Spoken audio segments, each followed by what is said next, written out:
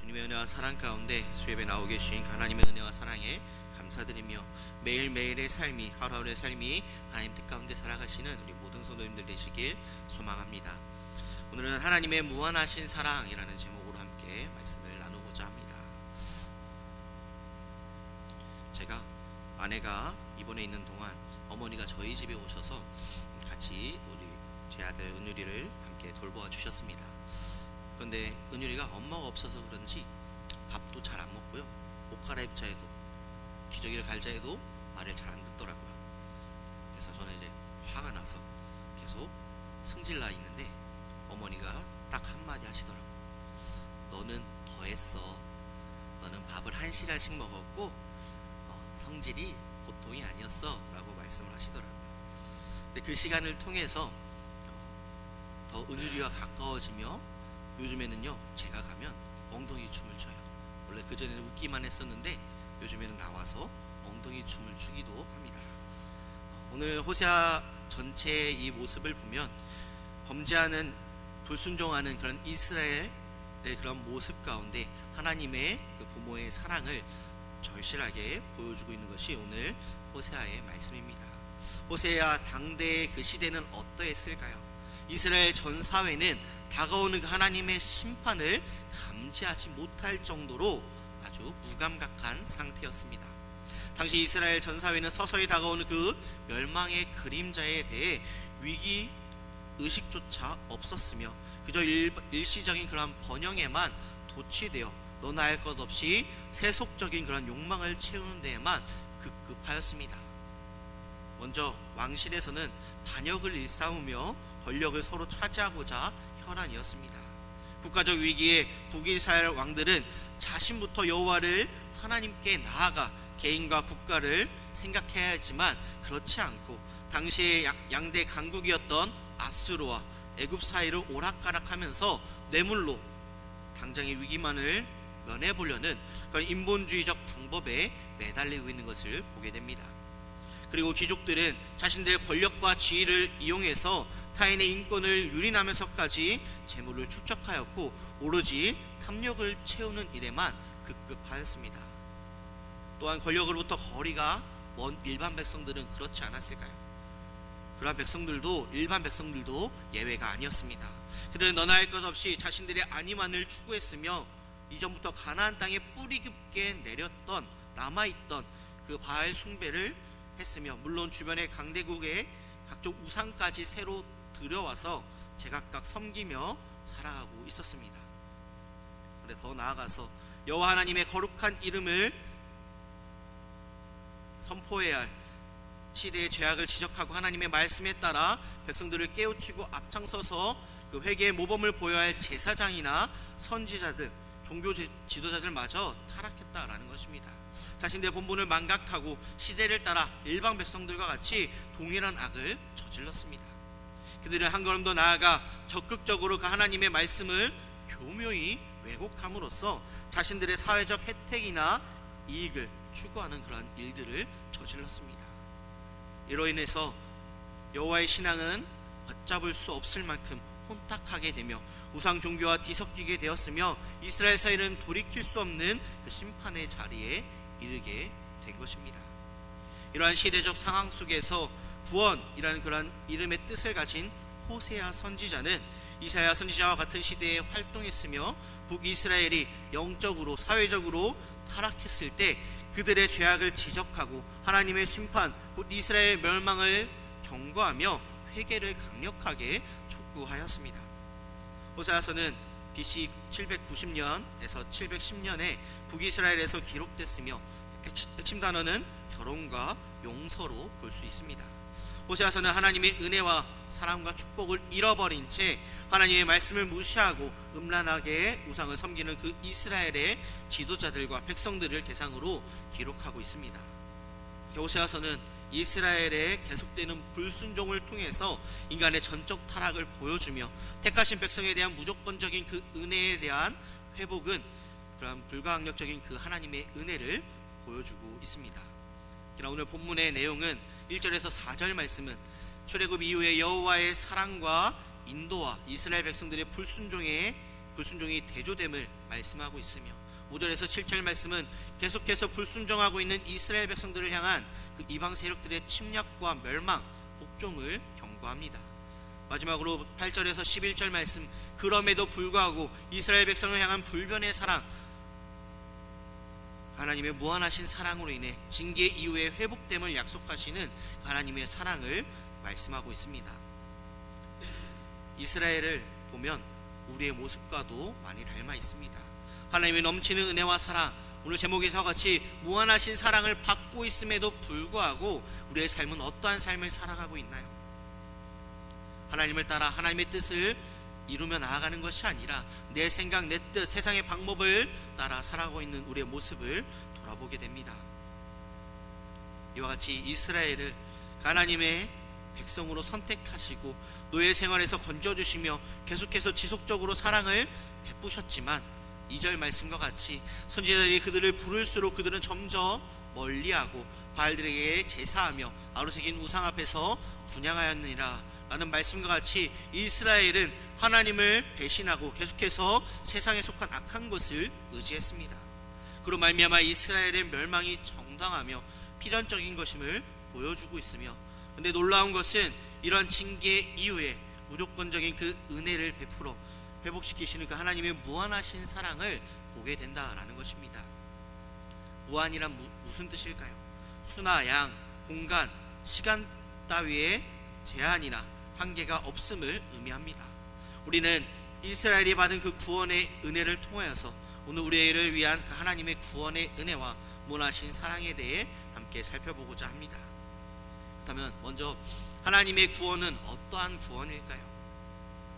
1절 말씀에 보면 이스라엘이 어렸을 때에 내가 사랑하여 네 아들을 애굽에서 불러냈거늘 이라고 말씀합니다. 이 말씀과 같이 하나님은 이스라엘이 어렸을 때에 구원하였다라고 말씀하십니다. 여기서 어리다라는 표현은 스스로 아무것도 할 수 없는 때를 말합니다. 하나님은 이스라엘이 자기를 구원할 그 아무런 능력도 없을 때에 그들을 구원하셨습니다. 오늘날에 우리도 스스로 구원할 능력이 없는 죄인으로 구원에 있어서 전적인 그런 무능력한 자임을 우리는 깨달아야 합니다. 하나님은 이처럼 우리가 전적 무능 가운데 있을 때에 우리를 구원하셨습니다. 3절 말씀에 보면 그러나 내가 에브라임에게 걸음을 가르치고 내 팔로 안았음에도 내가 그들을 고치는 줄을 그들은 알지 못하였도다. 하나님은 마치 아기에게 걸음마를 가르치는 부모처럼 이스라엘을 붙잡으셨습니다.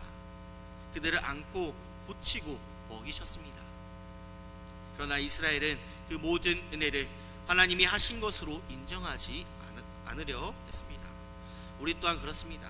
우리를 하나님께서 붙들어 주셨는데 하나님 넘치는 은혜와 무한하신 그 사랑으로 우리를 붙들어 주셨음에도 불구하고 내 실력, 내 노력, 내 인간관계로 된 것처럼 생각하며 살아갈 때가 많이 있음을 돌아보게 됩니다. 하지만 우리가 기억해야 할 것은 아무것도 없는 우리를, 죄인된 우리를 무한하신 사랑으로 구원해 주신, 너무나도 어렸던 아무것도 할 수 없는 우리를 구원해 주신 하나님의 은혜와 사랑을 잊지 말아야 합니다. 또 하나님의 구원은 어떠한 구원이었을까요? 무조건적인 그런 사랑에 의한 구원이었습니다. 하나님은 1절 말씀에 이스라엘이 어렸을 때 내가 사랑하여 라고 말씀합니다. 또한 11장 4절 말씀에 보면 내가 사랑하여 이스라엘 백성을 애굽에서 건져냈다 라고 말씀하시며, 하나님은 이스라엘에게 무슨 구원받을 만한 공로나 사랑을 받을 만한 조건이 있어서 그들을 사랑하시고 구원하신 것이 아니었다라고 말씀합니다. 그들에게는 하나님의 사랑을 받을 만한 조건도 구원을 받을 만한 공로도 없었습니다. 이스라엘 백성들은 아브라함의 자손이기는 하지만 그들은 이미 오랜 애굽 생활로 인해서 아브라함의 자손으로서의 정체성을 상실한 자들이었습니다. 그들은 다른 민족에 비해서 탁월한 면도 없었으며 도리어 열방 중에서 가장 작은 민족 중에 하나일 뿐이었습니다. 그렇지만 하나님은 이스라엘 백성들을 무조건 사랑하셔서 택하시고 구원하셨습니다. 또한 하나님의 구원은 어떠한 구원이었을까요? 죄와 사망의 억압에서의 구원입니다. 이스라엘 백성들은 노예 생활에 처해져 있을 때 구원을 받았습니다. 그들은 애굽의 생활은 그들의 애굽 생활은 비참했으며 사는 것이 죽는 것보다 더한 그런 삶을 살았을 때에 구원을 받았습니다. 하나님께서 우리를 구원하실 때 우리의 죄와 그런 사망의 억압 가운데 있었습니다. 한마디로 구원의 소망이 전혀 없는 상태에서 죄와 죽음의 속박에서 구원을 받은 것이 우리의 상태입니다. 하나님께서는 우리가 범죄하여 죄의 권세, 사망의 권세 아래 있을 때 독생자 예수 그리스도를 이 땅에 보내셔서 죄의 권세를 끊으시고 사망의 자리에서 건져내셔서 생명의 자리, 영생의 자리로 옮겨주셨습니다. 하나님의 구원은 나를 너무나도 사랑하셔서 그 아들 독생자 예수 그리스도를 이 땅에 보내주신 그 구원의 은혜이며 또한 무한하신 하나님의 사랑임을 우리는 잊지 말아야 합니다. 마지막으로 하나님의 구원은 영광을 위한 구원이었습니다. 하나님은 이스라엘을 내 아들이라고 고백하고 있습니다. 하나님은 모세를 애굽에서 보낼 때에 출애굽기 4장 22절 말씀, 이스라엘은 내 아들 내 장자라 라고 말씀합니다.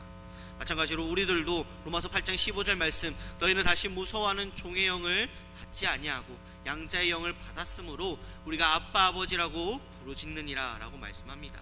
이 말씀을 통해서 예수 그리스도의 보혈을 통해 우리를 아들 삼아 주셨습니다. 이러한 구원의 은혜, 무한하신 그 하나님의 사랑으로 우리를 구원해 주심을 우리는 잊지 말아야 합니다. 우리는 구원받은 하나님의 자녀, 전국 백성임을 잊지 말고 살아가시는 우리 모든 성도님들 되시길 소망합니다. 그렇다면 우리의 삶은, 구원받은 우리의 삶은 어떠해야 할까요? 하나님 무한하신 사랑에 우리의 믿음은 어떠한 삶을, 어떠한 믿음으로 나아가야 할까요? 우리를 위한 하나님의 구원은 본래 우리가 기대할 수도 없는 그 은혜로운 구원이었습니다. 상상을 초월하는 참으로 놀라운 구원입니다. 이스라엘과 같이 불순종의 삶이 아닌 감사와 순종과 찬송으로 살아가는 우리의 삶이 되어야 함을 말씀하고 있는 것입니다. 저는 오늘 박물관에 가서 박제해 놓은 북극곰을 본 적이 있습니다. 성도님들도 이렇게 박제되어 있는 그러한 호랑이나 곰 같은 걸 보신 적이 있으신가요? 네, 그런 상상을 해봤어요. 이 곰이 죽지 않은 것이라면 어떨까요? 죽은 곰이었지만 만약에 죽은 줄로만 알았던 그 곰이 사실은 박제되어 있는 것이 아니라 정말 살아있는 곰이라면 얼마나 당황스러울까요? 가끔 이러한 그런 황당한 상황이 오늘날 우리의 신앙의 모습일 수도 있겠다라고 생각을 합니다. 왜냐하면 우리는 자주 하나님이 살아계시다라는 것을 까맣게 잊어버리고 마치 우리를 한번 구원해 주시고 그 위에는 박제되어 있는 곰처럼 능력도 힘도 없이 우리의 삶에 아무런 영향을 끼치지 못한 분인 것처럼 착각하고 살 때가 있음을 우리는 경험하게 되기 때문입니다. 호세아 선지자 시대의 이스라엘 백성들은 이러한 신앙을 가지고 있었습니다. 하나님을 섬긴다고 말하면서도 은밀하게 그리고 아주 교묘하게 이 세상의 온갖 우상들을 섬기고 가나안 땅의 포도주와 건포도떡을 즐기는 그런 백성들의 모습을 보게 됩니다. 이러한 이스라엘을 하나님이 버리실 것이라는 그 강력한 심판의 메시지를 선포함과 동시에 그럼에도 불구하고 진정한 회개를 동반하고 하나님을 전심으로 돌아오는 그 백성들을 구원해 주실 것이라는, 회복시켜 주신다는 그 소망의 메시지를 담고 있는 이 호세아서를 통해서 우리의 삶을 다시금 돌아보게 됩니다. 호세아 선지자는 여로보암 2세 때 활동했다라고 말씀드렸습니다. 이때 이스라엘은 경제적으로 굉장히 부유한 나라가 되었습니다. 국토도 넓어져서 솔로몬 때의 풍요를 회복하게 됩니다. 보통 신실하고 신앙이 좋은 사람은 물질적으로 부유해지면 오히려 이런 부유함 때문에 하나님과 멀어지고 타락할까봐 두려워합니다. 또한 조심합니다. 반면에 신앙이 없는 사람은 부유해지면 어떻게 될까요? 많은 경우에는 하나님을 떠나 완전히 잊은 채 살아가게 됩니다. 하나님 외에 믿을 수 있는 것이 생겼으니 이제 하나님은 필요 없다라는 것입니다. 이스라엘이 바로 그러한 상태였습니다. 모든 백성이 영적으로 도덕적으로 타락했습니다.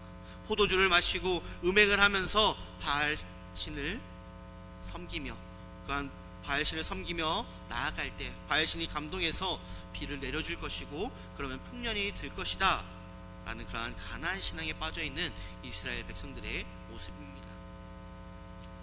마치 하나님과의 관계가 기브 앤 테이크의 관계가 되었던 것입니다. 이스라엘 백성들은 율법도 지키고 기도도 열심히 하고 성경도 읽고 금식도 하고 헌금도 했으니 하나님은 그만큼 우리에게 빚을 진 것이고 우리가 필요로 할 때 우리가 원하는 방식으로 그 빚을 갚을 것이다 라고 생각합니다. 우리의 모습도 그러하지 않나요? 우리가 들어지는 헌신, 내가 1년 동안 열심히 헌신했는데 나에게 주어지는 것은 무엇인지, 내가 하나님 앞에 헌금했을 때, 내가 봉사했을 때 나에게 주어지는 것이 무엇인지, 또한 생각해 볼 때 나에게 잘된 것들, 또한 나에게 풍요로워진 것들, 내가 신앙생활 열심히 해서 잘된 거야 라는 그런 기복적인 그러한 신앙을 갖는 것이 아니라, 기브 앤 테이크의 신앙이 아니라 하나님께서는 우리에게 넘치는 은혜와 사랑으로 먼저 베풀어 주셨습니다. 이스라엘 백성들의 마음은 하나님부터 얻어낼 수 있는 그 돈과 쾌락의 그런 자기 만족으로 가득 찼습니다. 겉으로는 하나님을 섬기면서 모든 종교적인 형식을 갖추었지만 속으로는 이미 하나님을 떠난 상태였습니다. 결국 이스라엘 공동체의 총체적인 부패로 이어집니다. 백성들뿐만 아니라 제사장들도 타락하여서 회망의 길로 들어섰습니다. 영적으로 회복 불능한 상태인 그 이스라엘 백성들에게 하나님께서는 도무지 이해할 수 없는 말씀, 그들을 멸망시키고 혼을 내시며 그들을 흩으셔야 했지만 8절 말씀을 보면 우리의 인간적인 생각으로 이해할 수 없는 그런 말씀을 하십니다. 에브라임이여 내가 어찌 너를 놓겠느냐, 이스라엘이여 내가 어찌 너를 버리겠느냐, 내가 어찌 너를 아드마같이 놓겠느냐, 어찌 너를 수보임같이 두겠느냐, 내 마음이 내 속에서 돌이켜 나의 긍휼이 온전히 불붙듯 하도다 라고 말씀합니다. 아드마와 수보임은 무엇일까요? 벨라, 소알과 함께 소돔과 고모라가 하나님의 심판으로 멸망할 때 함께 멸망한 인근의 두 도시입니다. 하나님께서 그렇게 멸망하도록 내버려 두시지 않으시겠다라고 말씀합니다. 하나님의 관심과 사랑은 우리의 믿음의 변덕스러움을 비난하거나 정죄하거나 벌 주시는 데 있지 않습니다. 하나님은 우리를 향한 자신의 사랑이 얼마나 신실하고 일관되시는지 보여주는 데 관심이 있으십니다. 하나님께서 백성들에게 정말로 원하시는 것은 호세아 6장 6절에 말씀합니다. 나는 인애를 원하고 제사를 원하지 아니하며 번제보다 하나님을 아는 것을 원하노라 라고 말씀합니다. 하나님이 원하시는 인애는 반짝 열심을 냈다가 금방 사라져버리는 아침 이슬 같은 그러한 사랑이 아니라 변함없는 사랑, 일관된 사랑을 말씀합니다. 하나님께서는 우리에게 먼저 변함없는 일관된 사랑, 무한하신 사랑으로 우리에게 베풀어 주셨습니다. 우리가 사랑을 가지고 하나님을 대하는 것은 어떤 보상이나 쾌락이나 위로나 만족과 같은 이기적인 동기 때문이 아니라 그분이 하나님이시기 때문입니다.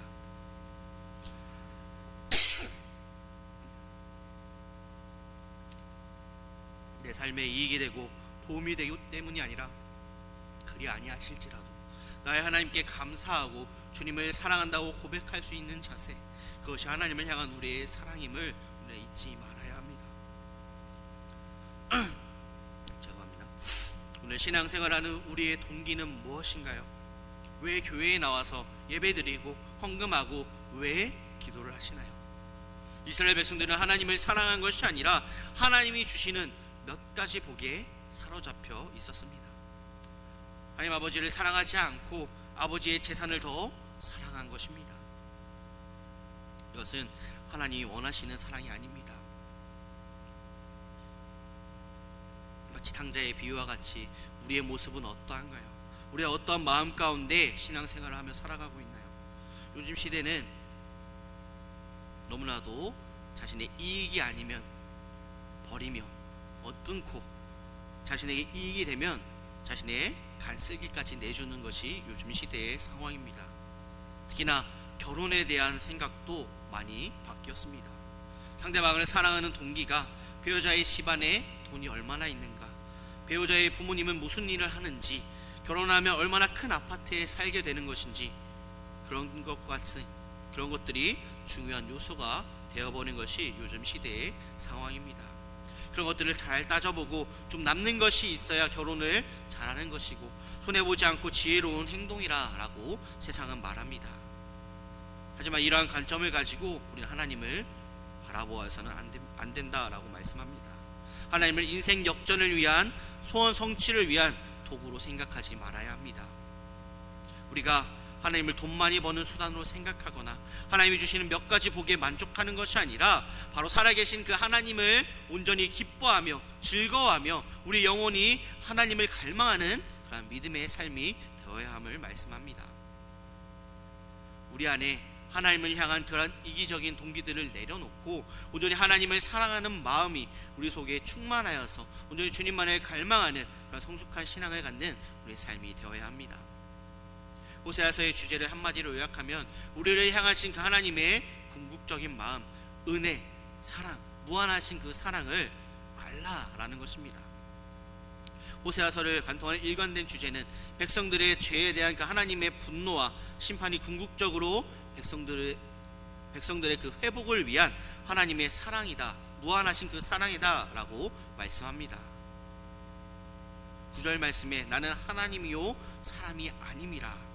하나님은 우리처럼 변덕스럽고 감정적인 사람이 아니시기에 용서할 수 없는 자도 용서할 수 있으시며 버림받아 마땅한 자를 버리지 않으시고 품으실 수 있는 신실하신 분이십니다. 매일매일 그 하나님의 크신 사랑을 경험하며 사는 우리의 삶이 되시길 소망합니다. 말씀을 정리하고자 합니다. 하나님의 구원은 어떤 구원일까요? 너무나도 큰 구원, 우리를 너무나도 사랑하셔서 우리를 택하시고 구원하셨습니다. 또한 거기서 그치는 것이 아니라 돌보시고 우리의 삶을 인도해 가십니다.